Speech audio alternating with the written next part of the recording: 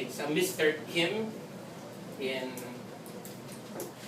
Damascus. In Amman, it's Assistant Labor Attaché Mario Antonio. At sa Kuwait, yung local hire ng polo staff na si Mr. Blas Marquez. Sexual abuse of our women folk perpetrated by their hosts in a foreign country is an awful crime. But there is something more awful, and that is their exploitation by their own compatriots in that strange land. And it is triply terrible when they're exploited sexually by government officials that are supposed to protect them. I'm asking Secretary Del Rosario and Secretary Baldos, two individuals that I respect greatly, to move immediately to recall the 3 officials that we have identified, dismiss them from government service, and criminally prosecute them. Let me say here that our sources within the Department of Foreign Affairs and the Department of Labor and Employment are unimpeachable. Indeed, our sources have asked us to expose the criminals in their ranks because their acts are giving their agencies a bad name, and they can no longer tolerate the inaction of their superiors. Predator number 1 is a member of the augmentation team of the Department of Foreign Affairs staff of the embassy in Damascus, Syria. At midnight on January 1st, 2013, Predator 1 was caught by several witnesses in an intimate act with a female OFW at the embassy shelter for distressed workers at the poolside of the embassy. 3 of the many witnesses filed affidavits detailing the incident. The act was judged by embassy higher-ups and by DFA authorities in Manila to be a violation of the strict regulations against fraternization of embassy personnel with their wards, the distressed OFWs housed at the shelter. The January 1 incident was but the latest of several violations of the rule by Predator 1, since embassy personnel claimed he had engaged previously in intimate relationships with at least 4 other distressed OFWs. Excuse me. Despite this record of exploiting vulnerable wards, Predator 1 was given what can only be regarded as a tap on the wrist. As revealed in a memo from the top authority at the embassy, Predator 1, quote, shall be ordered to attend the modules on gender sensitivity and assistance to nationals of the pre-departure orientation seminar, unquote. Predator 1, quote, must secure a certification from the Foreign Service Institute that he was able to complete these modules before he will be considered for posting, unquote. We cannot understand the reason for such kid's gloves treatment of an individual who has a record of sexually exploiting OFWs. Indeed, we have it on good authority that the authorities in Manila, DFA, want Predator 1 sacked and recalled. But they have not been able to do this since a course of action with erring personnel must first be recommended by the head of the post. In this case, the charge d'affaires, Ambassador Nestor Padalhin. We ask Ambassador Padalhin, why have you not recommended the recall of and serious punishment for Predator number 1? Ladies and gentlemen of the press, it gets worse. Predator number 2 is a top-ranking member of the Philippine Overseas Labor Office in Amman, Jordan.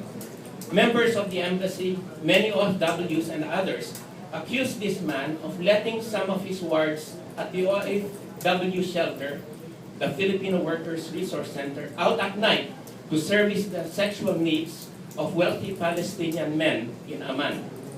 Witnesses claim that he charges a John as much as $100 a night or 300 dinars for the services of one OFW. He is in effect running a prostitution ring using distressed OFWs. This man's activities are so despicable and illegal that the government of Jordan has requested the embassy to remove him. Yet our embassy is paralyzed. The labor attaché refuses to act. The ambassador says she cannot act because he has not been caught in the act, though she admits that she has not posted observers to watch the goings-on at the shelter from 11 p.m. to 1 a.m. at night when she has been told he lets his wards out to sell sex. It is simply unbelievable that our officials refuse to act, even as the government of Jordan now threatens to declare predator number 2 persona non grata if he is not sent immediately home. This is not the first time that this person is accused of operating a prostitution ring. He was also charged with doing the same thing by embassy personnel and OFWs when he was posted in Beirut and earlier in Tokyo. Our Dole officials in Manila know of the accusations against this man, yet they pretend to hear nothing and refuse to recall him. This is dereliction of duty of the highest order and amounts to criminal complicity in prostitution. Let us proceed to predator number 3. Predator number 3 is a local hire or contractual employee of the Philippine Overseas Labor Office, POLO, in Kuwait. Let me read a confidential report by a high-ranking official based on her interviews with embassy personnel from both the DFA staff and the POLO staff in Kuwait. Predator number 3, quote, has long been involved in sex for hire in the FWRC, Filipino Workers Resource Center. There have been many complaints against him, but he eluded the dragnet because he is a townmate of now disgraced Ambassador Shulan Primavera. Both of them came from Naga City. However, predator number 3's accomplished in sex for hire and human trafficking, Assistant Labor Attaché Ofelia de Castro, was recalled in June 2001 because of these activities. Although Ambassador Primavera was recently recalled for sexually molesting a distressed OFW, predator number 3 is still engaging in his nefarious business of sex for hire. Apparently, Polo officials have to condone predator 3 because he might spill the beans, as he knows many unlawful incidents in Polo. Unquote. Our source continues. Incidentally, COA, the Commission on Audit team, found out that predator number 3 was illegally shortchanging OFWs of some 330,000 pesos a year since 1997 by using higher exchange rate in issuing overseas employment certificates or OECs. However, Dole did not impose any disciplinary action. You can check these facts in the 2009 COA audit report, unquote. Predator number 3 has become a source of great embarrassment, resentment, and demoralization among the Kuwait embassy staff. And one of the reasons for this is his flaunting a lifestyle far above that could be supported by his official income, one that can only be sustained from his proceeds from his pimping of distressed OFWs.